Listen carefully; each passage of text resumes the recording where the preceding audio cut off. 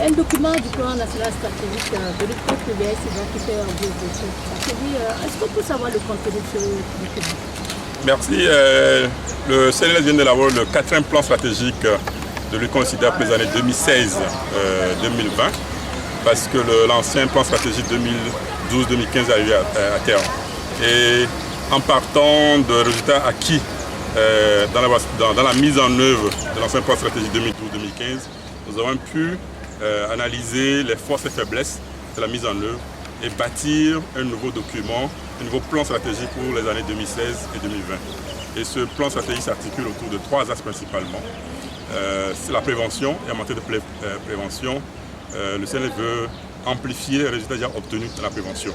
Parce qu'entre 2000 et 2015, il y avait déjà une réduction de ces premières infections. Maintenant, on veut vraiment investir massivement dans la prévention, notamment chez les jeunes, les femmes, et bien sûr transfirmères enfants, et les hommes et femmes en uniforme. Le deuxième axe, c'est la prise en charge, notamment la mise sous traitement par les ARV des personnes avec le VIH. À la fin 2015, on avait à peu près 38 000 personnes qui étaient sous ARV.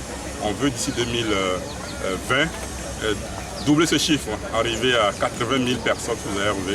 Et donc le principe, c'est d'accélérer le traitement par les ARV. Et le second point qui est important dans la prise en charge, c'est d'améliorer la qualité des soins, notamment la qualité en offrant le suivi biologique, la charge virale, qui était un point faible par le passé. On veut vraiment améliorer dans le second axe. Et le troisième, c'est la gouvernance. Tout le monde sait que pour avoir une performance, pour avoir une efficacité, il faut une bonne gouvernance.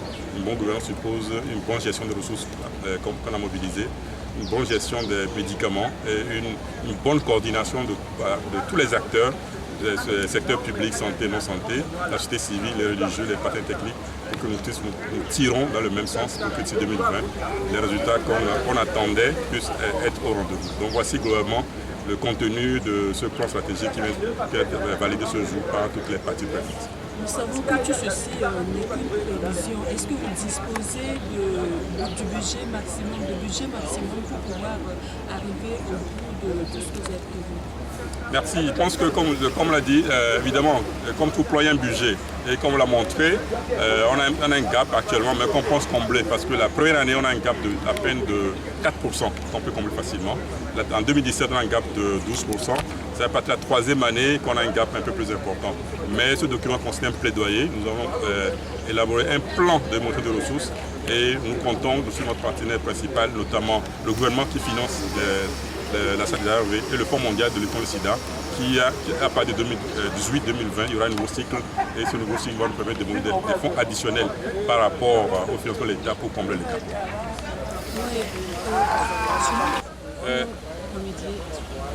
Merci beaucoup. La féminisation est importante, comme vous l'avez remarqué. Et comme vous avez vu, aussi bien dans la prévention que dans le traitement, on veut investir massivement sur la jeune fille, la jeune femme. On a analysé l'aspect de droits humains genre qui constitue le problème de gouvernement à l'accès au service des femmes et des jeunes filles et leur vulnérabilité.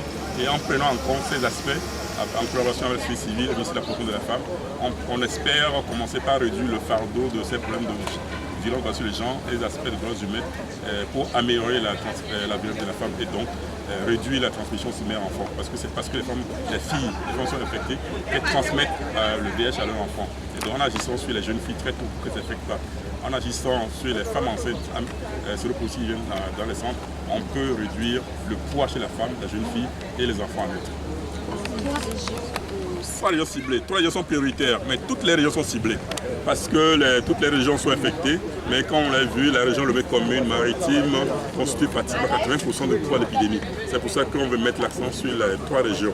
Mais ça n'est pas dit que les autres régions sont restées, mais on va proportionner le financement en fonction du poids de l'épidémie. Sinon, tous les pays intéressés par l'infection et toutes les couches de la population secondaire sont intéressés. Donc, on suit les médias pour que les messages portent aussi bien d'Apan qu'à Lomé, qu'en milieu urbain, qu'en milieu rural, pour qu'on ait une direction sans sida. Pour avoir une direction sida au Togo, c'est tous les Togolais. Merci. Aujourd'hui, c'est un grand jour au niveau de la planification et de la lutte contre le VIH-Sida au Togo, parce que comme vous l'avez vu, on vient d'adopter techniquement le plan stratégique national 2016-2020 de lutte contre le VIH au Togo.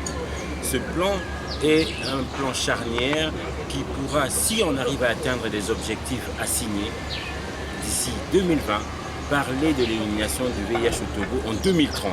Donc c'est une étape importante et c'est un plan dans lequel toutes les nouvelles stratégies innovantes y sont prises en compte, notamment un plan basé sur les évidences, basé sur les priorités nationales et basé sur les grands axes stratégiques de l'ONU-SIDA au niveau mondial, notamment l'approche 90-90-90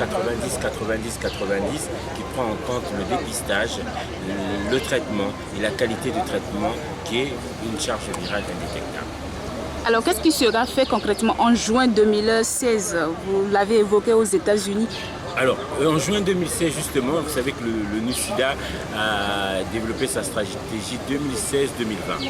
Mais cette stratégie doit être soutenue par un engagement au plus haut niveau des chefs d'État et des gouvernements. C'est ainsi que du 8 au 10 juin 2016 à New York, il y aura une réunion de haut niveau où tous les chefs d'État et les gouvernements des pays seront représentés pour voir comment confirmer l'engagement à maintenir la lutte contre le VIH comme une priorité dans les pays et qu'enfin, en mettant en place ces stratégies ONU-SIDA d'ici 2020, qu'on puisse ensemble au niveau global arriver à parler de l'élimination du VIH d'ici 2030. Que vous savez bien, l'élimination du VIH fait partie des objectifs du développement durable, notamment l'ODD numéro 3. Merci.